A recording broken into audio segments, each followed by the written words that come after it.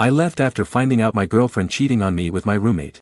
Now she is contacting me again for a second chance, saying she is pregnant with my baby and maybe pregnancy is the reason she made that mistake. I don't believe her. My 22M last class of the day was cancelled, so I decided to come home and surprise my girlfriend, 21F. I went to the store and grabbed everything to make her favorite meal, lasagna. I was carrying the bags up the stairs and put them down in front of the door to fish my keys out of my pocket, and then I heard my girlfriend making noises. I thought that she was taking care of herself, because I know that she likes to do that sometimes when I'm not around, so I didn't have a sudden, aha moment or anything. I walked in and there were her and my roommate, 22M, on the couch. I opened the door and kind of just froze when I saw it. She looked up at me and he turned around and saw it was me, and I just saw red. As much as I wanted to, I didn't kick his ass. I just dropped the bags and walked away. As I was getting into my car, they both came running out and yelling at me to stop, but I just floored it and got out of there as quickly as I could. I called my best friend and talked to him about it. He offered to come kick his ass, I told him no. I didn't want him to get in trouble from it. I even had the engagement ring that I planned to use to propose to her this summer when we went on vacation. It's in my safe that I keep in the closet, so I know that she doesn't know about it. But I plan to spend the rest of my life with her. Why didn't I see this coming? My last class was supposed to start at 12, but since it was cancelled, I was home by 12:30. So it's been 4+ hours. My phone has been blowing up from both of them. I haven't looked at any of the messages or answered any of the calls. I called my bank and made sure that she wasn't on any of my accounts for anything. I'm going to go back later tonight and pack up all of her stuff and drop it off at her place tomorrow. Then I'll probably take a bag of clothes to my friend's house and stay there until school ends, 3 weeks. What do I do next? Edit. I'm at my best friend's house. Him and his sister have been super awesome to me. Their doorbell rang about 5 minutes ago. It was her. His sister bitched her out. I wanted to go yell at her, but I started drinking Fireball instead. It's going to be a long couple of weeks until school gets out. Update. First, I want to thank each and every one of you who have given me advice, offered me an ear to rant/yell to or offered me a shoulder to cry on. After my first edit, many of you messaged me and asked me not to drink / that I was better than that / that this wasn't the thing to do. I sincerely appreciate that. My friend and his sister took me out to dinner to try to get my mind off of everything. At first, I wasn't really up to going, but I figured that it would be better to try to focus my mind on something different. My friends called up a couple of my other friends, and the 6 of us went out to dinner. At first, I wasn't really into it, I was kind of down, but my friends did anything and everything that they could to cheer me up. I can honestly say that I love my friends and everything that they've done for me. My best friend's sister, Emily, went through all the messages on my phone from the both of them and deleted anything that didn't need to be on there. She texted both of them from my phone telling them that it was her that was texting, and told her that a friend would be by at a certain time to pick up my stuff tomorrow, and she told him that I would be by tomorrow to grab some things and that I was going to try to get out of the lease by talking to my landlord. Update 2. First, I want to thank everybody for the help and many kind words that were sent my way. Seriously, thank you. I'll start with what happened afterwards, and work my way up to today, and that's the only reason that I'm making an update only a week later. Emily, my best friend's sister, texted both of them informing them that I'd be coming by to get stuff. Emily would be going to my XSO's. I went with my best friend, Trevor, and Emily to get some stuff from my apartment. My roommate wasn't there, but he left me a note saying that he's sorry, and attempting to explain the situation. I threw it away, after reading it, grabbed some stuff and loaded it into my car. I drove back to their house while the 2 of them then went to my ex's apartment to grab my stuff. My ex was there and at first, she wouldn't let them in.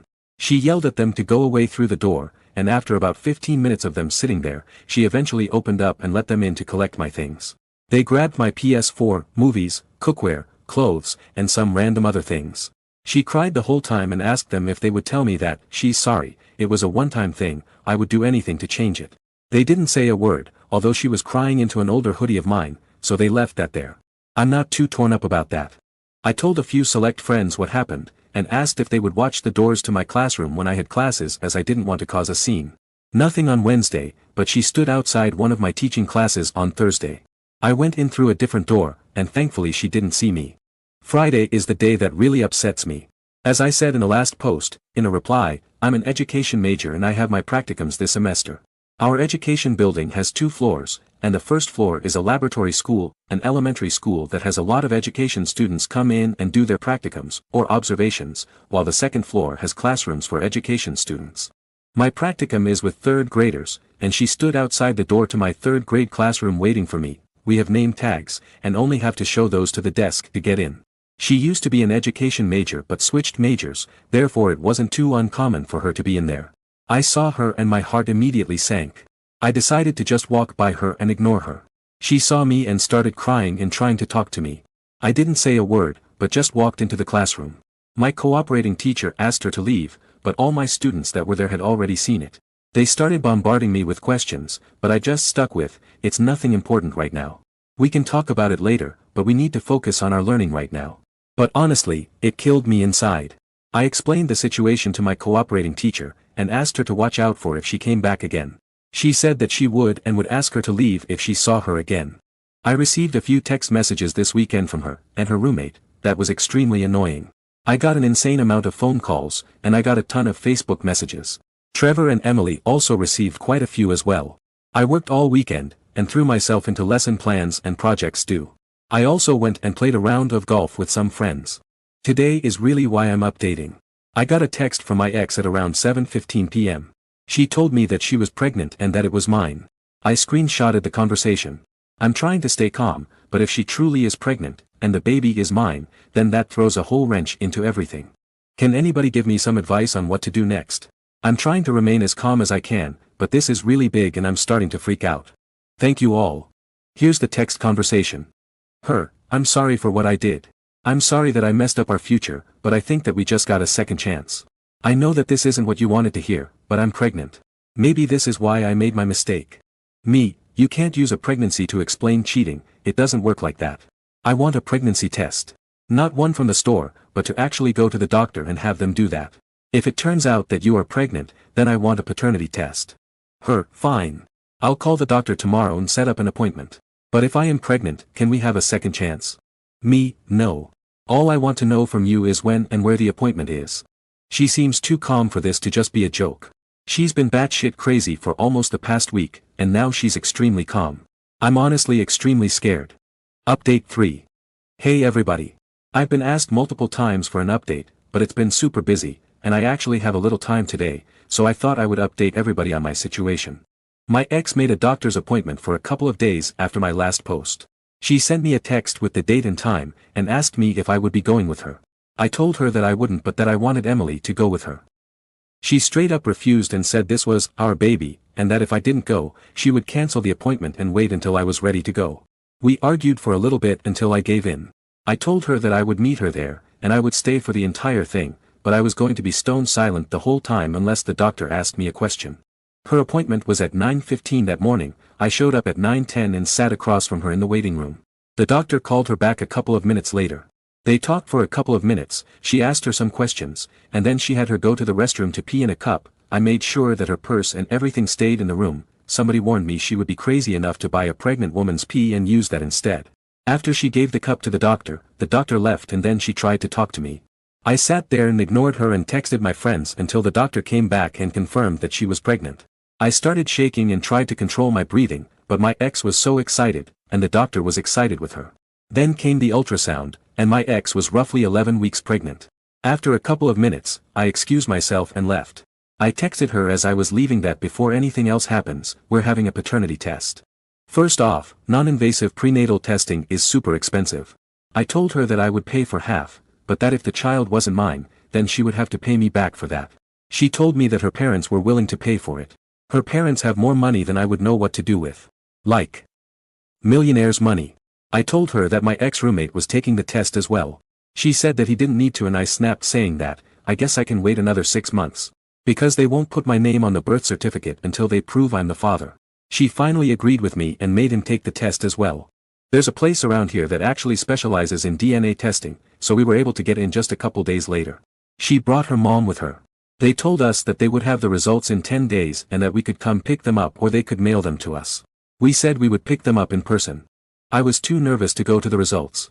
Emily and Trevor both went in place for me. According to them, my ex wasn't happy that I wasn't there and almost refused to let them see the results, but her mom told her that she could understand why I didn't want to be there. I'll never forget that phone call from Emily. Emily, hey. Well. Emily, you're not the dad. You should have seen the look on your ex-roommate's face though. He's the dad, I didn't make this clear. Sorry. At this point I squealed like a little girl. My ex attempted to text me later and I just ignored all of them. Both of her parents did text me though, saying that they wish me well with teaching. That really meant a lot to me. As for other things in my personal life, I've gotten a new apartment over by Trevor and Emily. My ex doesn't know where I live at the moment, her number is blocked, she's blocked on Facebook, and everything else that I could think of to block her on. I've joined a summer baseball league and I play for that 2 times a week. I'm volunteering in the preschool classrooms on campus in the mornings. My job is giving me more hours, requested. I'm taking 3 summer classes, and I'm the ASL tutor for the summer classes now that they have started. I also bought a bike, and now I ride that daily as well. I also got a kitty. His name is Jasper. And I read a lot more now. I realized that I wasn't reading as much as I normally did while I was with my ex, but I've gotten back to reading. My friends are saying that I'm too busy now and that I have even less time than I did when I was with my ex. I like that. The busier I stay, the less I think about her, and the happier I am. There's a week between the summer classes that I'm tutoring this summer, and Trevor, Emily's best friend, and I are going on a 5-day hiking/camping trip. I want to say thank you for everybody that helped me through this. The support that you've all given me has really helped me. There are still the people that are saying, this isn't true, but I'm receiving a lot more positive support than negative. No, Emily and I are not going to date. For the many people that have asked, I'm sorry to disappoint you and say that we're not. I don't see her in a romantic way, and I plan on staying single for a while. I'll be finishing up my Bachelor of Science in Elementary Education this upcoming school year, and then I still need to decide whether to continue schooling and pursue my Master of Science in Deaf Education and Deaf Studies, or whether I should start teaching.